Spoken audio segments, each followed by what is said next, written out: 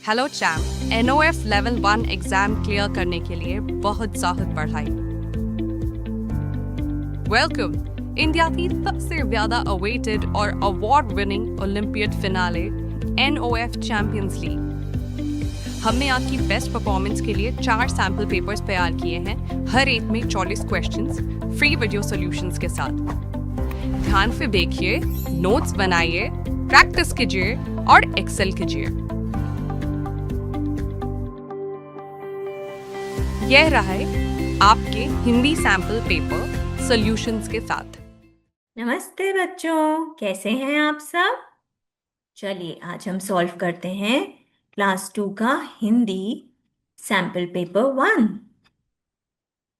तो प्रश्न 1, हिंदी में कुल कितने स्वर होते हैं। तो वर्णों के दो भेद होते हैं, स्वर और व्यंजन। स्वर कौन से हैं? अ, आ, इ, ई, उ, ऊ, री, ए, ऐ, ओ, औ। तो ये कितने स्वर हुए? ये हुए 11 स्वर, मतलब 11 स्वर।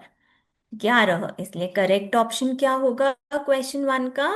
Option C, 11, 11। प्रश्न 2, बोलना भाषा का कौन सा रूप है। तो बोलना मतलब जो हम बात करते हैं, यह भाषा का कौन सा रूप है? भाषा के दो रूप हैं, मौखिक और लिखित। लिखित। तो बोलना भाषा का मौखिक रूप है, इसलिए क्वेश्चन 2 का सही आंसर होगा ऑप्शन ए, मौखिक। प्रश्न 3, निम्न वर्णों में स्वर कौन सा है। जैसा कि हमने पहले प्रश्न में डिस्कस किया कि स्वर होते हैं 11, अ, आ, इ, ई। इसलिए इनमें से करेक्ट ऑप्शन है ऑप्शन ए, आ। आ एक स्वर है। प्रश्न 4, चित्र देखकर उसके लिए संज्ञा शब्द चुनिए। तो यह किसका चित्र है? ये हमारे फ्रीडम फाइटर हैं, स्वतंत्रता सेनानी। ये हैं भगत सिंह, इसलिए इसका ऑप्शन होगा ऑप्शन सी, भगत सिंह।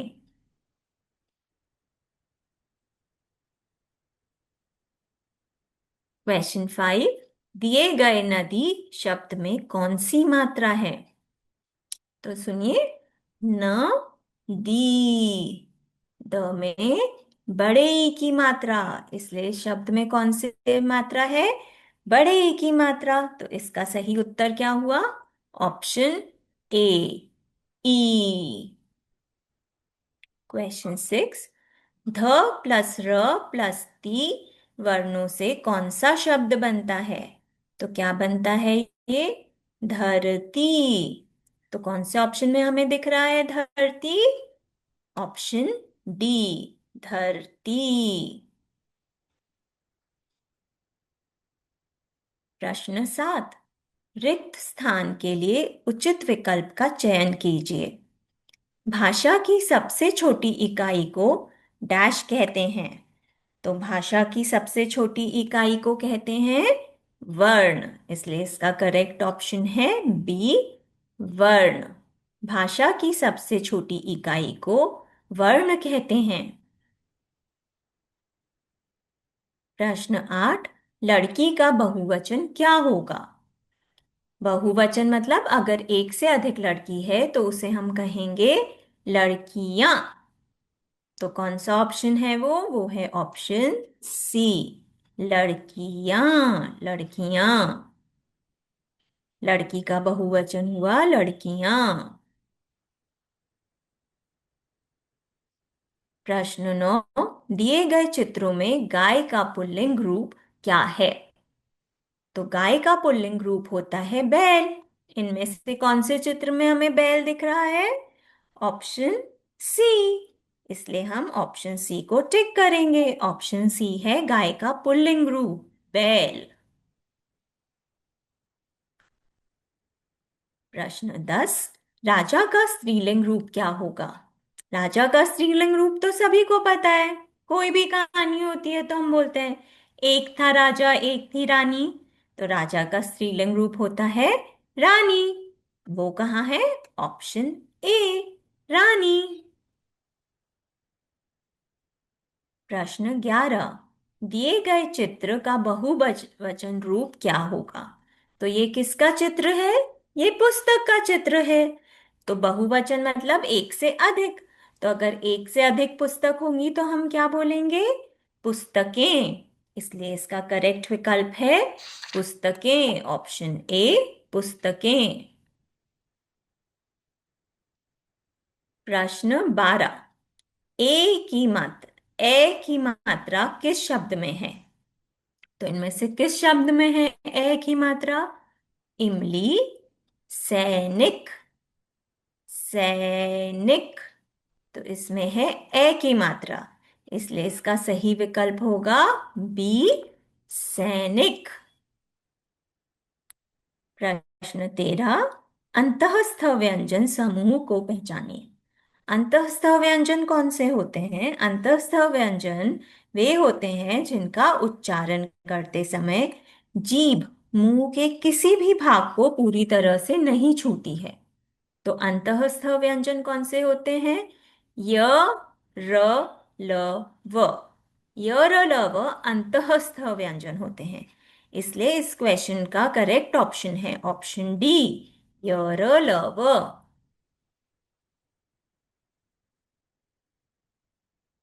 प्रश्न 14, नीचे दिया गया शब्द किस प्रकार की संज्ञा है? तो यह है आगरा। आगरा एक सिटी का नाम है। तो किसी भी विशेष जगह, वस्तु या इंसान के नाम को हम व्यक्तिवाचक संज्ञा बोलते हैं। तो आगरा क्योंकि एक सिटी का नाम है इसलिए आगरा हुआ व्यक्तिवाचक संज्ञा, मतलब ऑप्शन ए, व्यक्तिवाचक। प्रश्न 15, सच का विलोम क्या है? विलोम मतलब ऑपोजिट। तो सच का विलोम क्या है? झूठ। इसलिए इसमें करेक्ट आंसर है ऑप्शन बी, झूठ।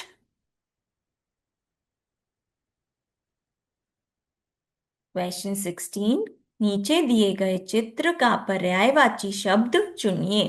पर्यायवाची मतलब होता है सेम मीनिंग वाला शब्द। तो ये है सूरज। सूरज का पर्यायवाची और क्या होता है? दिनकर। इसलिए सूरज का पर्यायवाची हुआ ऑप्शन डी, दिनकर।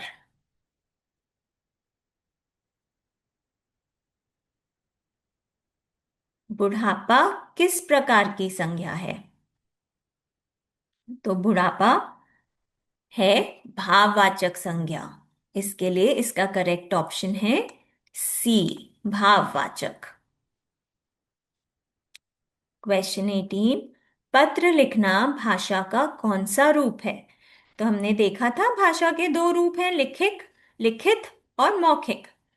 तो लिखना, इसलिए यह भाषा का कौन सा रूप हुआ? लिखित रूप। या फिर लिखना, इसलिए इसका करेक्ट आंसर है ऑप्शन ए, लिखना। क्वेश्चन 19, उजाला का विलोम शब्द पहचानिए। उजाला मतलब प्रकाश। तो उजाला का ऑपोजिट विलोम क्या होगा? अंधेरा। तो इसलिए कौन सा ऑप्शन करेक्ट होगा? ऑप्शन सी, अंधेरा। प्रश्न 20, किसी भी नाम वाले शब्दों को क्या कहते हैं? तो किसी भी वस्तु, स्थान या जगह, वस्तु, इंसान या जगह के नाम को संज्ञा कहते हैं। तो इसलिए इसका करेक्ट ऑप्शन होगा ऑप्शन सी, संज्ञा। क्वेश्चन 21, निम्नलिखित में कौन सा शब्द जानवर का नाम नहीं है? तो आइए देखते हैं। हिरन, हिरन तो जानवर है। शेर, शेर तो जंगल का राजा है। घोड़ा, यह भी एक जानवर है। कुर्सी, कुर्सी तो एक वस्तु है, यह तो कोई जानवर नहीं है। इसलिए क्वेश्चन 21 का करेक्ट आंसर होगा ऑप्शन डी, कुर्सी।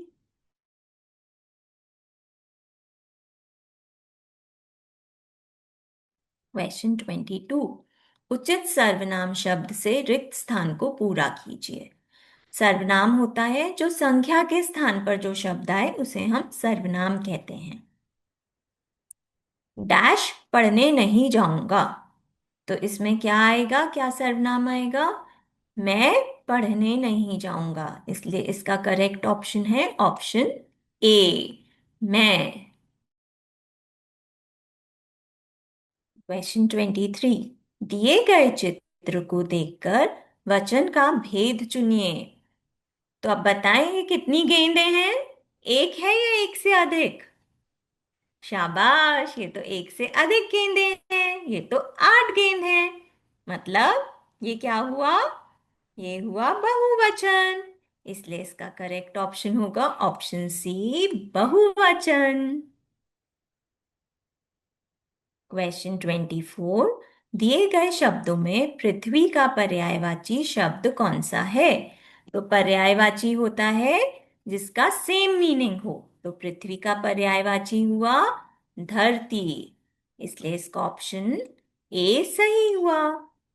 पृथ्वी का पर्यायवाची हुआ धरती। क्वेश्चन 25, निम्नलिखित में कौन सा फल लाल रंग का होता है? लाल मतलब रेड। अब फल तो सभी बच्चे बहुत शौक से खाते हैं, तो आप बताइए इनमें से कौन सा फल रेड होगा? ए आम, बी सेब, सी केला या डी अनानास? सही जवाब, सेब। सेब मतलब एप्पल, लाल लाल सेब, इसलिए इसका करेक्ट ऑप्शन हुआ ऑप्शन बी, सेब। क्वेश्चन 26, निम्न विकल्पों में से कौन सी सब्जी हरे रंग की होती है, उसको पहचानिए।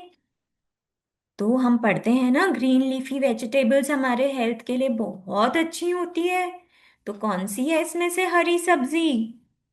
गाजर? नहीं, गाजर तो लाल रंग की होती है। पालक?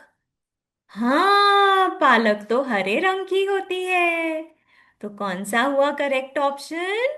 ऑप्शन बी, पालक। हरे रंग की सब्जी होती है पालक। क्वेश्चन 27, दिए गए चित्रों में ऊन देने वाले जानवर का चित्र चुनिए। तो हमें ऊन कौन देता है? वो पोएम सबने सुनी है ना, baa baa baa baa baa baa black sheep, have you any wool? तो शीप क्या होती है हिंदी में? शीप होती है भेड़, तो इसका करेक्ट ऑप्शन हुआ ए। क्वेश्चन 28, इनमें से कौन सा एक पक्षी है? बकरी? क्या बकरी पक्षी है? देखें, बकरी, बकरी तो 4 पैरों पे चलने वाला जानवर है। ऑप्शन बी, मोर। तो क्या मोर एक पक्षी है? हाँ, सही जवाब, मोर एक पक्षी है, इसलिए करेक्ट ऑप्शन हुआ ऑप्शन बी, मोर। क्वेश्चन 29, नीचे दिए गए रिक्त स्थान में उचित संख्या शब्द भरिए। डैश राम और सीता की कहानी पर आधारित है।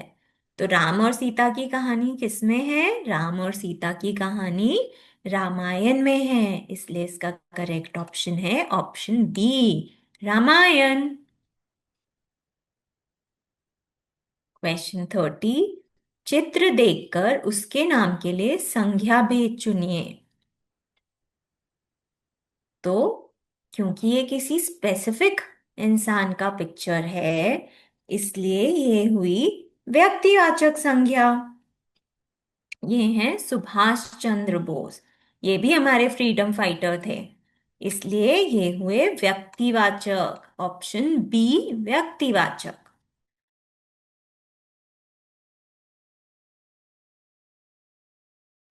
क्वेश्चन 31, निम्नलिखित में से कौन सा जानवर घास खाता है?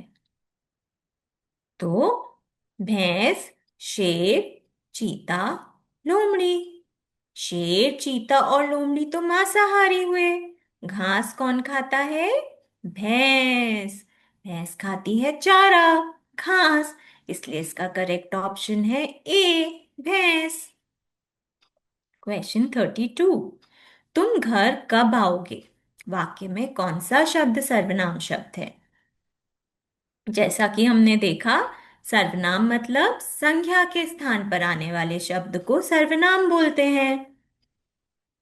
तो यहां सर्वनाम हुआ तुम, इसलिए इसका ऑप्शन करेक्ट है। करेक्ट ऑप्शन है ऑप्शन बी, तुम।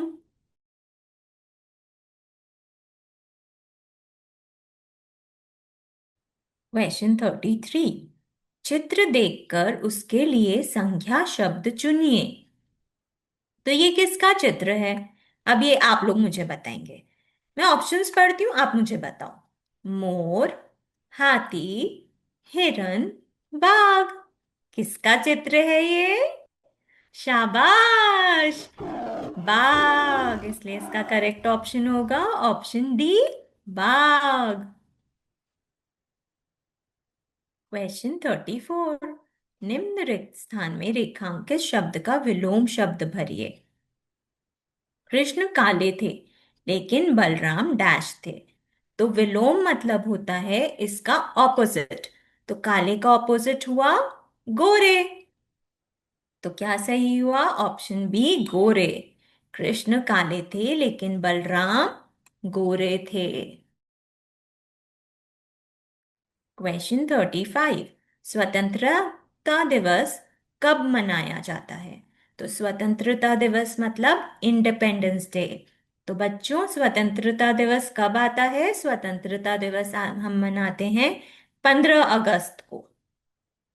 तो 15 अगस्त कहाँ लिखा हुआ है? Option C. स्वतंत्रता दिवस 15 अगस्त को मनाया जाता है। क्वेश्चन 36। आंखों का तारा मुहावरे का सही अर्थ क्या है? जब हम किसी को बोलते हैं कि तुम हमारे आंखों के तारे हो, मतलब वह हमें बहुत प्यारा होता है। तो आंखों का तारा मतलब बहुत प्यारा होना। इसलिए इसका करेक्ट ऑप्शन है ऑप्शन बी, बहुत प्यारा होना। क्वेश्चन 37। निम्न विकल्पों में आकाश शब्द का पर्यायवाची शब्द है। पर्यायवाची मतलब जिसका समान अर्थ हो, उसे हम बोलते हैं पर्यायवाची, सेम मीनिंग वाला शब्द। तो यहाँ आकाश का पर्यायवाची है गगन। इसलिए ऑप्शन बी, गगन करेक्ट हुआ। आकाश का पर्यायवाची शब्द है गगन।